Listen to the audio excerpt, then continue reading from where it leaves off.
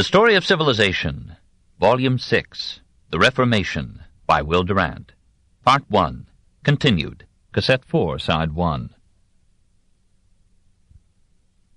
Her trial began on February 21st, 1431, and continued until May 30th.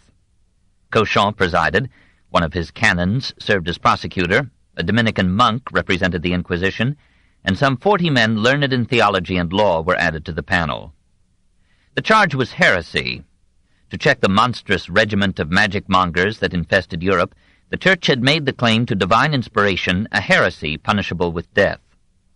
Witches were being burned for pretending to supernatural powers, and it was a common opinion among churchmen and laymen that those who made such claims might actually have received supernatural powers from the devil. Some of Joan's jurors seemed to have believed this in her case. In their judgment, her refusal to acknowledge that the authority of the Church, as the vicar of Christ on earth, could override that of her voices, proved her a sorceress. This became the opinion of the majority of the court. Nevertheless, they were moved by the guileless simplicity of her answers, by her evident piety and chastity. They were men, and seem at times to have felt a great pity for this girl of 19, so obviously the prey of English fear. "The King of England," said Warwick with soldierly candor, "has paid dearly for her. He would not on any consideration whatever have her die a natural death." Some jurors argued that the matter should be laid before the Pope, which would free her and the court from English power. Joan expressed a desire to be sent to him, but drew a firm distinction that ruined her. She would acknowledge his supreme authority in matters of faith, but as concerned what she had done in obedience to her voices, she would own no judge but God himself. The judges agreed that this was heresy.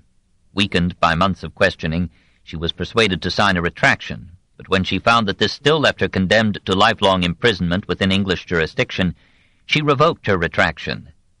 English soldiers surrounded the court and threatened the lives of the judges if the maid should escape burning.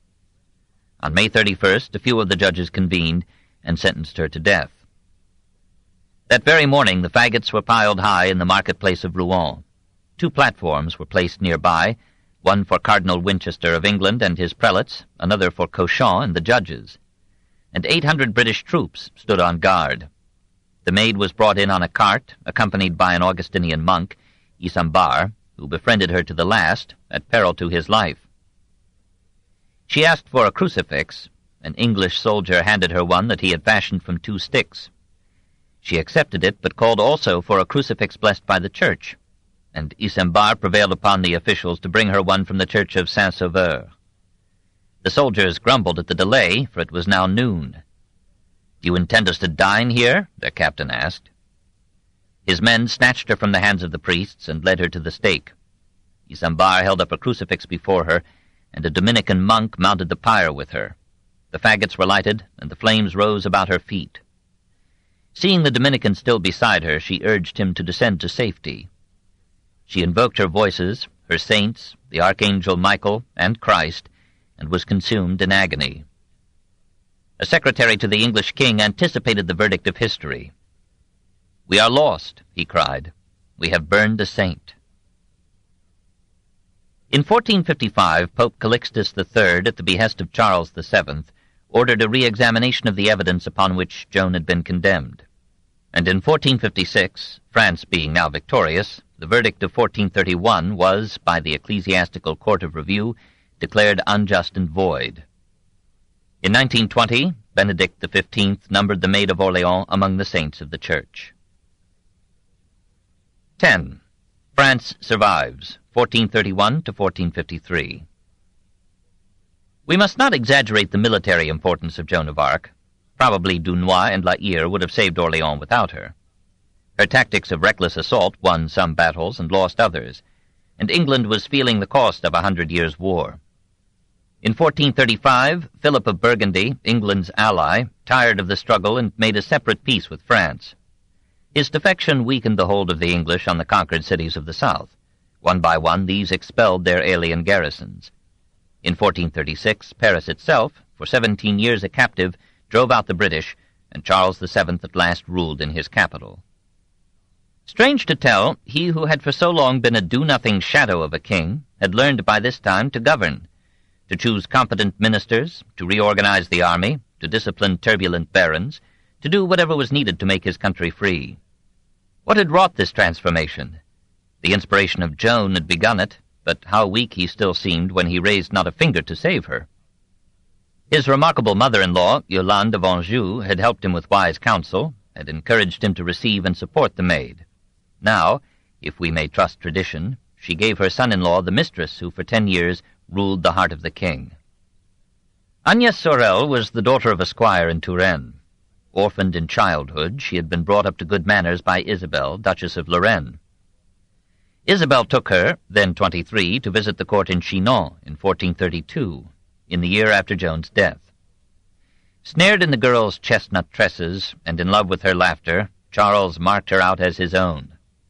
Yolande found her tractable, hoped to use her in influencing the king, and persuaded Marie, her daughter, to accept this latest of her husband's mistresses. Agnès remained till death faithful in this infidelity, and a later king, Francis I, after much experience in such matters, praised the Lady of Beauty as having served France better than any cloistered nun. Charles relished wisdom from such lips. He allowed Agnès to shame him out of indolence and cowardice into industry and resolution. He gathered about him able men like Constable Richemont, who led his armies, and Jacques Coeur, who restored the finances of the state, and Jean Bureau, whose artillery brought recalcitrant nobles to heel and sent the English scurrying to Calais. Jacques Coeur was a condottiere of commerce, a man of no pedigree and little schooling, who, however, could count well. A Frenchman who dared to compete successfully with Venetians, Genoese, and Catalans in trade with the Moslem East. He owned and equipped 7 merchant vessels, manned them by hiring convicts and snatching vagrants from the streets, and sailed his ships under the flag of the Mother of God. He amassed the greatest fortune of his time in France, some 27 million francs, when a franc was worth some $5 in the emaciated currency of our day. In 1436, Charles gave him charge of the mint, soon afterward of the revenues and expenditures of the government. A States General of 1439, enthusiastically supporting Charles's resolve to drive the English from French soil, empowered the king, by a famous succession of ordonnances from 1443 to 1447, to take the whole taille of France, that is, all taxes hitherto paid by tenants to their feudal lords. The government's revenue now rose to 1,800,000 crowns, or about $45 million a year. From that time onward, the French monarchy, unlike the English, was independent of the estate's power of the purse and could resist the growth of a middle-class democracy. This system of national taxation provided the funds for the victory of France over England, but as the king could raise the rate of assessment, it became a major tool of royal oppression and shared in causing the Revolution of 1789. Jacques Coeur played a leading role in these fiscal developments, earning the admiration of many and the hatred of a powerful few. In 1451 he was arrested on a charge, never proved, of hiring agents to poison Agnès Sorel.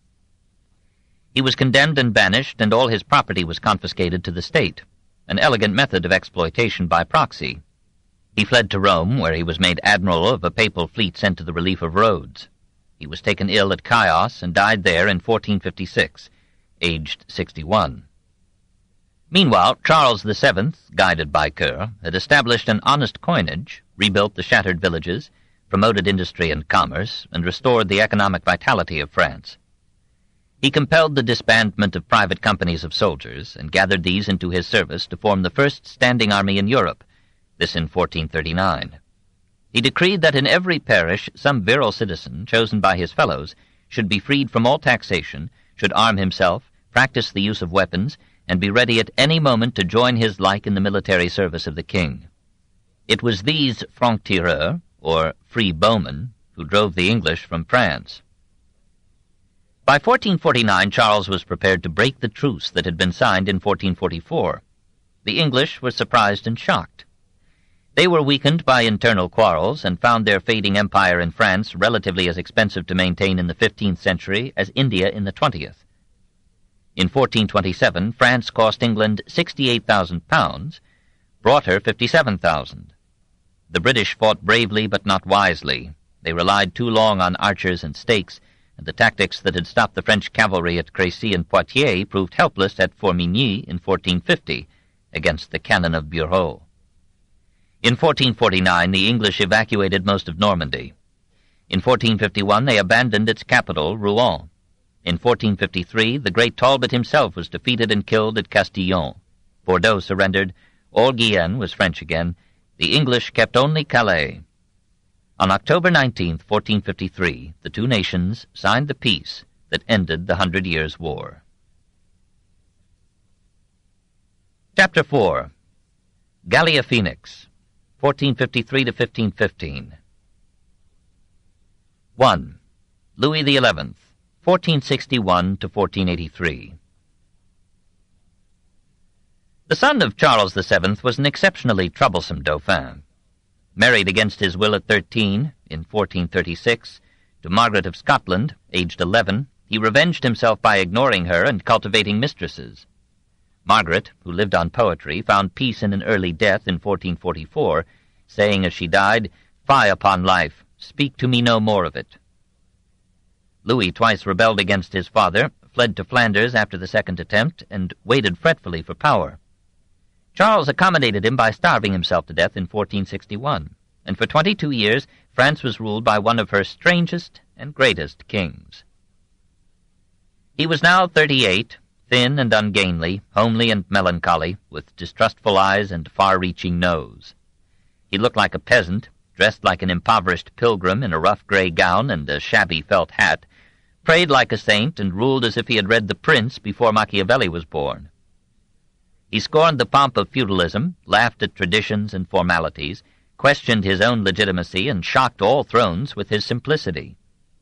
He lived in the gloomy Palace des Tournelles in Paris, or in the chateau of Plessis-les-Tours, near Tours, usually like a bachelor, though a second time married. Penurious, though possessing France, keeping only the few attendants he had had in his exile, eating such food as any peasant might afford. He looked, not an iota, but would be every inch a king. He subordinated every element of character to his resolve that France should under his hammer be forged out of feudal fragmentation into monarchic unity and monolithic strength, and that this centralized monarchy should lift France out of the ashes of war to new life and power. To his political purpose he gave his thinking day and night, with a mind clear, cunning, inventive, restless, like Caesar, counting nothing done if anything remained to do. As for peace, said Comines, he could hardly endure the thought of it. However, he was unsuccessful in war and preferred diplomacy, espionage, and bribery to force. He brought men around to his purposes by persuasion, flattery, or fear, and kept a large staff of spies in his service at home and abroad. He paid regular secret salaries to the ministers of England's Edward IV. He could yield, bear insult, play at humility, wait his chance for victory or revenge. He made major blunders, but recovered from them with unscrupulous and disconcerting ingenuity. He attended to all details of government and forgot nothing. Yet he spared time for literature and art, read avidly, collected manuscripts, recognized the revolution that printing presaged, and enjoyed the company of educated men, particularly if they were Bohemians in the Parisian sense. In his Flanders exile he had joined the Count of Charolais in forming an academy of scholars, who salted their pedantry with jolly Boccaccian tales. Antoine de La Salle gathered some of these in the Son Nouvelle Nouvelle. He was hard on the rich, careless of the poor, hostile to artisan guilds, favorable to the middle class as his strongest support, and in any class ruthless with those who opposed him. After a rebellion in Perpignan, he ordered that any banished rebel who dared to return should have his testicles amputated. In his war with the nobles, he had some special enemies or traitors imprisoned for years in iron cages 8 by 8 by 7 feet. These were contrived by the Bishop of Verdun, who later occupied one for 14 years. At the same time, Louis was much devoted to the Church, needing her aid against nobles and states. He had a rosary nearly always at hand, and repeated Paternosters and Ave Marias with the assiduity of a dying nun. In 1472 he inaugurated the Angelus, a midday Ave Maria for the peace of the realm. He visited sacred shrines, conscripted relics, bribed the saints to his service, took the Virgin into partnership in his wars. When he died, he himself was represented as a saint on an abbey portal in Tours. With the help of his faults, he created modern France. He founded a loose association of feudal and ecclesiastical principalities. He made it a nation, the most powerful in Latin Christendom. He brought in silk weavers from Italy, miners from Germany. He improved harbors and transport, protected French shipping, opened new markets to French industry, and allied the government of France with the rising mercantile and financial bourgeoisie. He saw that the extension of commerce across local and national frontiers required a strong central administration. Feudalism was no longer needed for the protection and management of agriculture. The peasantry was slowly freeing itself from a stagnant serfdom. The time had passed when the feudal barons could make their own laws, mint their own coins, play sovereign in their domains. By fair means or foul, he would bring them, one by one, to submission and order. He restricted their right to trespass on peasant properties in their hunts, established a governmental postal service that ran through their estates, this in 1464, forbade them to wage private wars, and demanded of them all the back dues they had failed to pay to their liege lords, the kings of France. They did not like him. Representatives of 500 noble families met in Paris and formed the Ligue du Bien Public in 1464 to uphold their privileges in the sacred name of the public good. The Count of Charolais, heir to the throne of Burgundy, joined this league, eager to add northeastern France to his duchy. Louis's own brother, Charles, Duke of Berry, decamped to Brittany and headed the revolt. Enemies and armies rose against the king on every side. If they could unite, he was lost. His only hope was to defeat them piecemeal. He dashed south across the Allier River and compelled a hostile force to surrender. He rushed back north just in time to prevent a Burgundian army from entering his capital. Each side claimed victory in the Battle of Montlhéry. The Burgundians retreated, Louis entered Paris, the Burgundians returned with allies and laid siege to the city. Unwilling to risk rebellion by Parisians too intelligent to starve, Louis yielded by the Treaty of Conflans in 1465 almost all that his foes demanded: lands, money, offices. Brother Charles received Normandy. Nothing was said about the public good. The people had to be taxed to raise the required sums. Louis bided his time. Charles soon slipped into war with Duke Francis of Brittany, who captured him. Louis marched into Normandy and regained it bloodlessly. But Francis, rightly suspecting that Louis wanted Brittany too, joined with the Count of Charolais, who had now become Duke Charles the Bold of Burgundy, in an offensive alliance against the irrepressible king. Louis strained every nerve of diplomacy, made a separate peace with Francis, and agreed to a conference with Charles at Péronne. There, in effect, Charles took him prisoner and compelled him to cede Picardy and share in the sack of Liège. Louis returned to Paris in 1468 at the nadir of his power and repute. Even the magpies were taught to mock him. 2 years later, in this reciprocation of treachery, Louis took advantage of Charles's preoccupation in Gelderland and marched his troops into Saint-Quentin, Amiens, and Beauvais. Charles persuaded Edward IV to unite with him against France, but Louis bought Edward off. Knowing Edward's keen appreciation of women, he invited him to come and divert himself with the ladies of Paris. Moreover, he would assign to Edward as royal confessor the Cardinal of Bourbon, who would willingly absolve him if he should commit any sin by way of love or gallantry. He maneuvered Charles into war with Switzerland, and when Charles was killed, Louis took not only Picardy but Burgundy itself in 1477. He soothed the Burgundian nobles with gold and pleased the people by taking a Burgundian mistress. Now he felt strong enough to turn upon the barons who had so often fought him and had so seldom obeyed his summons to come out and fight for France.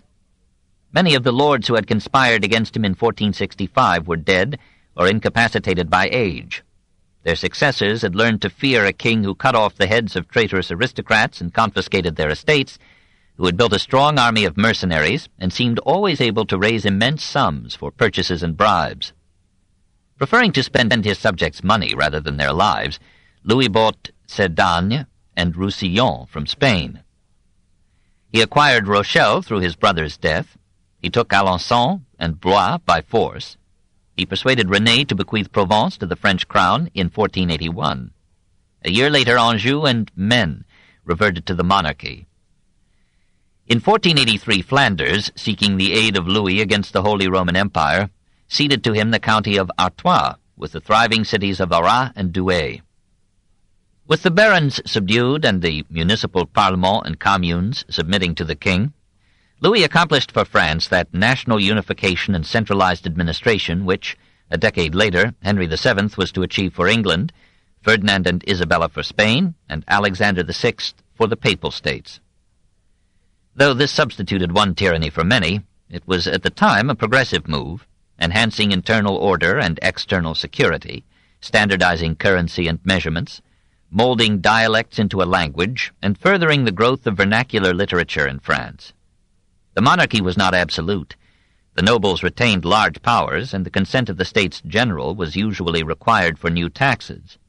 The nobles, the officials, and the clergy were exempt from taxation, the nobles on the ground that they fought for the people, the officials because they were so poorly paid and bribed, and the clergy because they protected king and country with their prayers. Public opinion and popular customs checked the king. The local parlement still claimed that no royal edict could become law in their districts until they had accepted and registered it. Nevertheless, the path had been opened to Louis XIV and l'État c'est moi.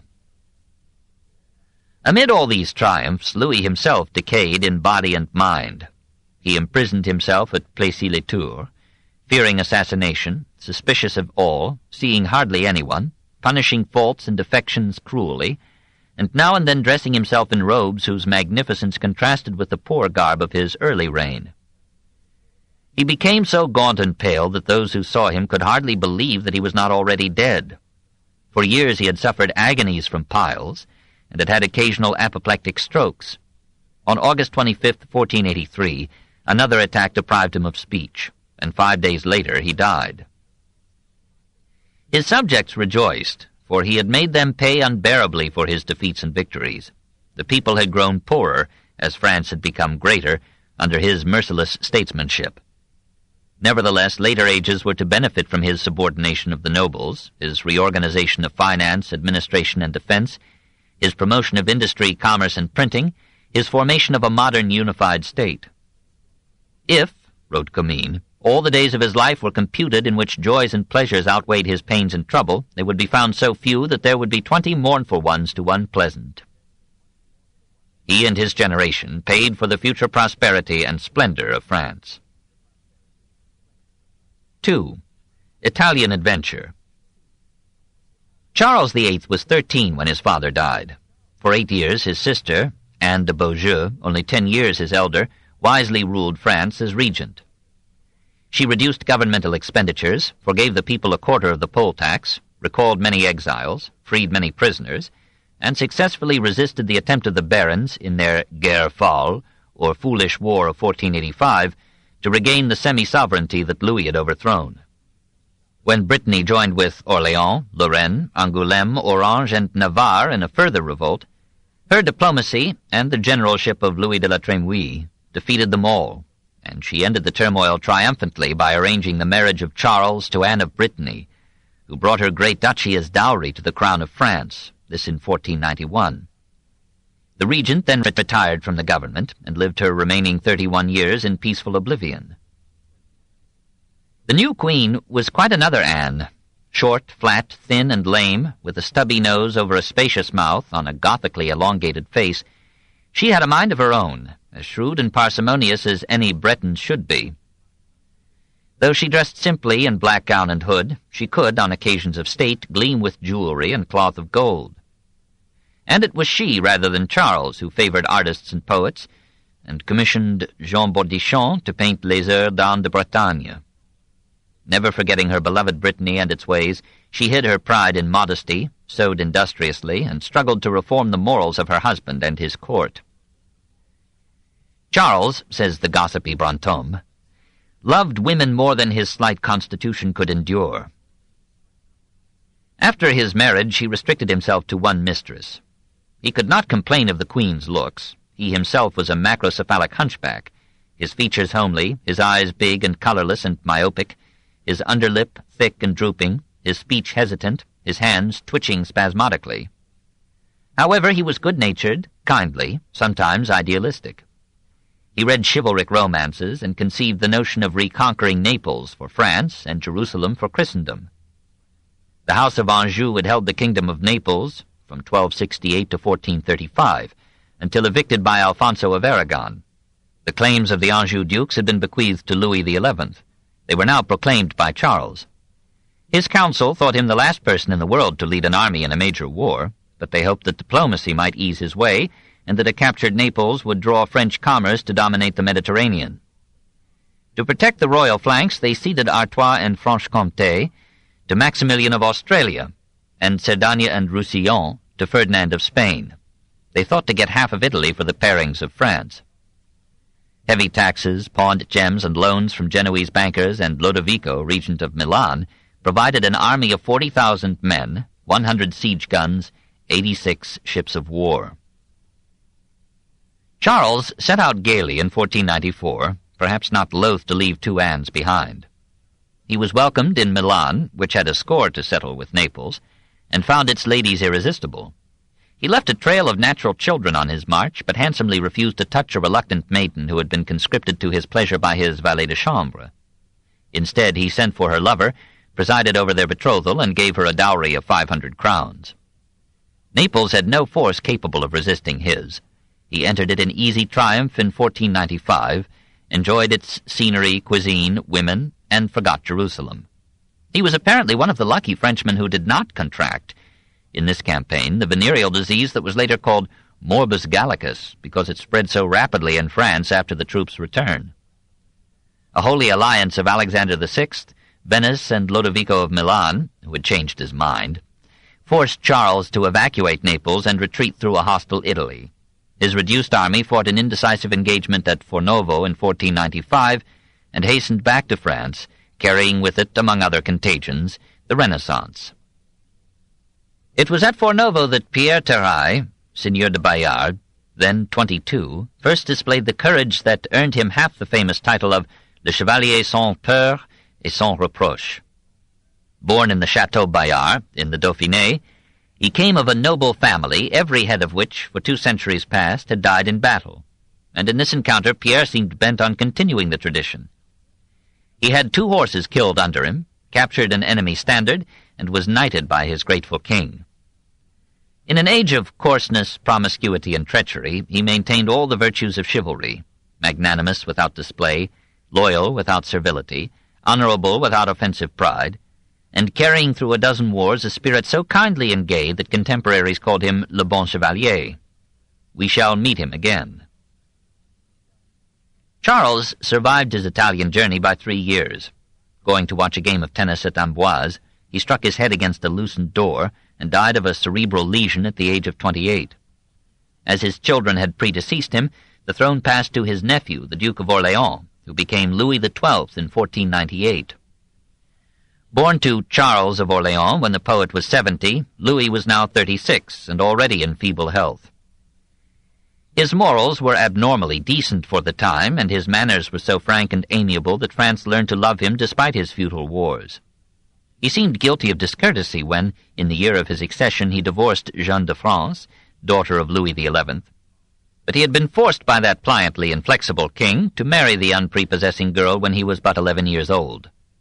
He could never develop affection for her, and now he persuaded Alexander VI, in return for a French bride, county, and pension to the Pope's son, Caesar Borgia, to annul that marriage on grounds of consanguinity, and to sanction his union with the widowed Anne of Brittany, who carried her duchy in her trousseau.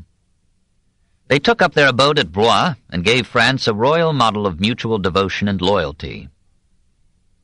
Louis XII illustrated the superiority of character to intellect. He had not the shrewd mind of Louis XI, but he had good will and good sense, and wit enough to delegate many of his powers to wisely chosen aides. He left administration, and most policy, to his lifelong friend Georges, Cardinal d'Amboise. And this prudent and kindly prelate managed affairs so well that the whimsical public, when any new task arose, would shrug its shoulders and say, "Let Georges do it." France was astonished to find its taxes reduced, first by 1/10, then by 1/3. The king, though reared in riches, spent as little as possible on himself and his court, and fattened no favorites. He abolished the sale of offices, forbade the acceptance of gifts by magistrates, opened the governmental postal service to private use, and bound himself to choose, for any administrative vacancy, one of 3 men nominated by the judiciary, and not to remove any state employee except after open trial and proof of dishonesty or incompetence. Some comedians and courtiers made fun of his economies, but he took their humor in good spirit. "Amongst their ribaldries," he said, "they may sometimes tell us useful truths. Let them amuse themselves, provided they respect the honor of women. I had rather make courtiers laugh by my stinginess than make my people weep by my extravagance." The surest means of pleasing him was to show him some new way of benefiting the people. They expressed their gratitude by calling him Père du Peuple. Never in its memory had France known such prosperity. It was a pity that this happy reign tarnished its record with further invasions of Italy. Perhaps Louis and other French kings undertook these sallies to occupy and decimate the quarrelsome nobles who might otherwise have harassed France with civil war, threatening the still unstable monarchy and national unity. After 12 years of victory in Italy, Louis XII had to withdraw his troops from the peninsula and then lost to the English at Guingat in 1513, an engagement derisively called the Battle of the Spurs, because the French cavalry fled from the field in such unwonted haste. Louis made peace and was content thereafter to be only King of France. The death of Anne of Brittany in 1514 completed the cycle of his woes. She had given him no heir, and it was with little pleasure that he married his daughter Claude to Francis, Count of Angoulême, now next in line for the throne. His aides urged him at 52 to take a third wife and cheat the ebullient Francis by begetting a son. He accepted Mary Tudor, the 16-year-old sister of Henry VIII. She led the ailing king a merry and exhausting life, insisting on all the attentions due to beauty and youth. Louis died in the third month of his marriage in 1515, leaving to his son-in-law a defeated but prosperous France that remembered with affection the father of the people. 3. The rise of the chateaux. Every French art but ecclesiastical architecture now felt the influence of the strengthened monarchy and its Italian forays. Church building kept to flamboyant Gothic, declaring its own decadence through extravagant decoration and prodigal detail, but dying like an operatic courtesan with all the fascination of feminine delicacy, adornment, and grace. Even so, some splendid churches were begun in this age. St. Wolfram at Abbeville, Saint-Étienne-du-Mont at Paris, and the perfect little shrine raised at Brou by Margaret of Austria to the memory of her husband Philibert II of Savoy. Old structures received new charms. Rouen Cathedral called its north portal the Portail des Libraires, from the bookstalls that stood in the court. Money contributed for indulgences to eat butter in Lent financed the lovely South Tower, which French humor therefore named the Tour de Beurre. And Cardinal d'Amboise found funds for the west front in the same flamboyant style. Beauvais gave its unfinished masterpiece, a south transept whose portal and rose window excel most main facades.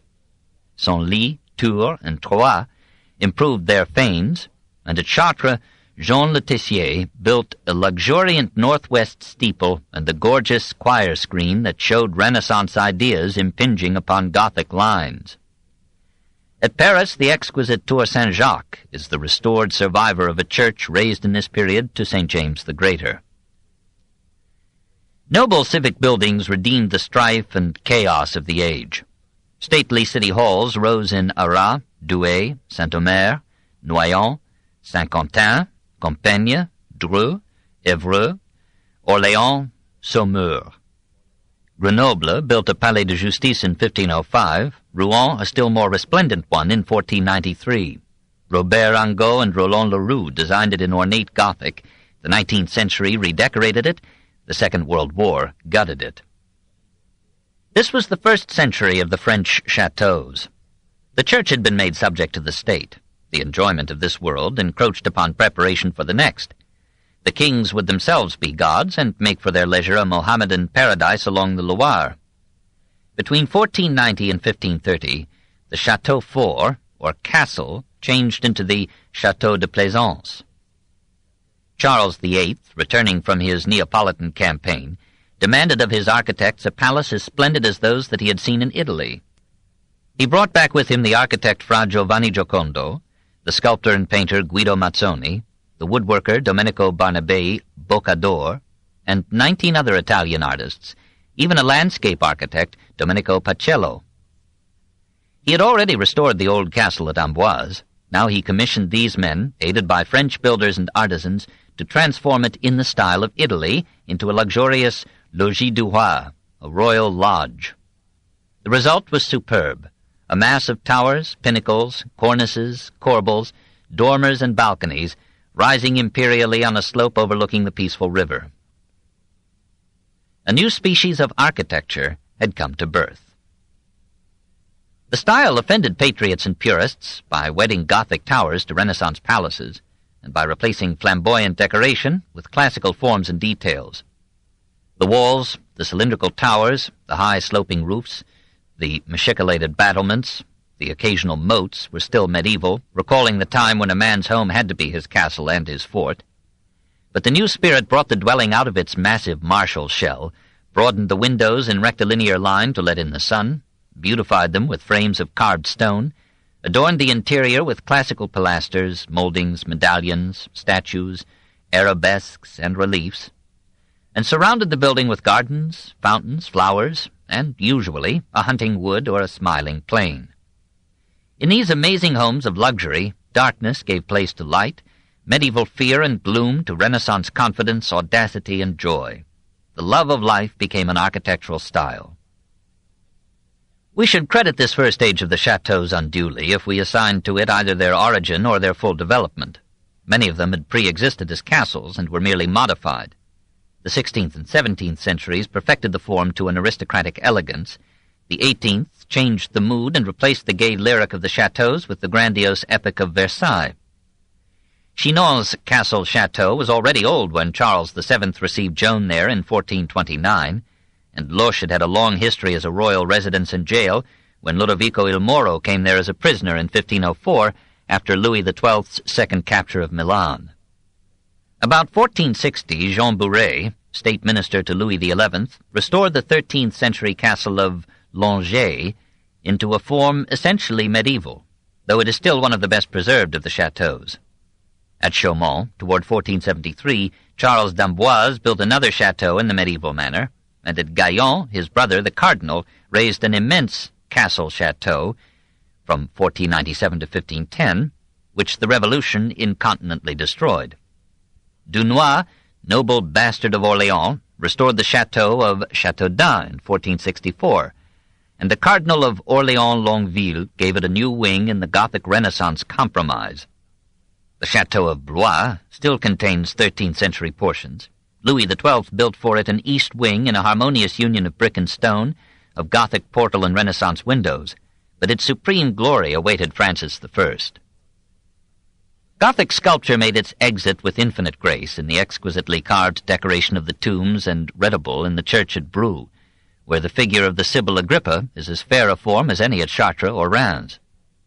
But meanwhile Italian artists were remolding French sculpture to Renaissance independence, symmetry, and grace.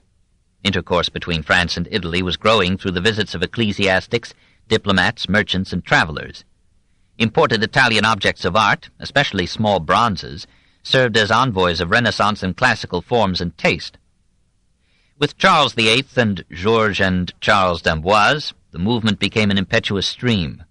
It was Italian artists who founded the Italianizing School of Amboise at the country capital of the kings.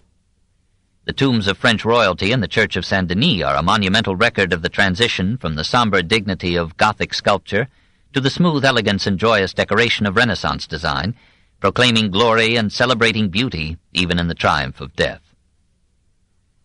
The transition was personified in Michel Colomb. Born about 1431, he was already described in 1467 as the supreme sculptor of the French realm, long before the French invasion and absorption of Italy. Gallic sculpture had heretofore been nearly all in stone. Colomb imported Genoese marble and carved it into figures still stern and stiff with Gothic intensity, but set in frames exuberant with classic ornament. For the Chateau of Gaillon, he cut a spacious high relief of St. George and the Dragon, a lifeless knight on a spirited horse, all enclosed within columns, moldings, and coping of Renaissance design. In the Virgin of the Pillar, carved in stone for the Church of Saint-Galmier, Colomb achieved the full delicacy of the Italian style and the modesty and tenderness of the features, the smooth lines of the falling hair. And perhaps it was Colomb who, in old age, chiseled the Easter Sepulchre, in 1496, in the Priory Church at Solesmes. In painting, France felt the influence of the Netherlands as well as that of Italy. Nicolas Froment began with an almost Dutch realism in The Resurrection of Lazarus. But in 1476 he moved from Avignon to Aix-en-Provence and painted for René of Anjou a triptych, The Burning Bush, whose central panel, showing the Virgin enthroned, has Italian qualities in its background, its brunette Madonna, its majestic Moses, its charming angel, its alert hound and trustful sheep. Here Italy has won a complete victory. A like evolution of style marked the work of the master of Moulins, probably Jean Pareal. He went to Italy with Charles VIII and again with Louis XII. He returned with half the arts of the Renaissance in his repertoire: miniaturist, muralist, portraitist, sculptor, and architect. At Nantes he designed, and Colombes carved, the imposing tomb of Duke Francis II of Brittany, and at Moulins he commemorated his patrons, Anne and Pierre of Beaujeu, with the handsome portraits that now hang in the Louvre. The minor arts did not maintain their late medieval excellence.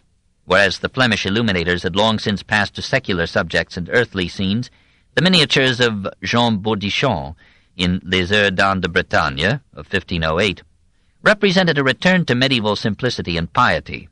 The lovely legends of the Virgin and her child, the tragedy of Golgotha, the triumph of resurrection, the stories of the saints, the drawing poor, the backgrounds classical, the color rich and pure, all in a serene atmosphere of feminine refinement and sentiment. As if in contrast, the stained glass of the time adopted a Flemish naturalism at first sight unsuited to windows bringing transfigured light to cathedral floors.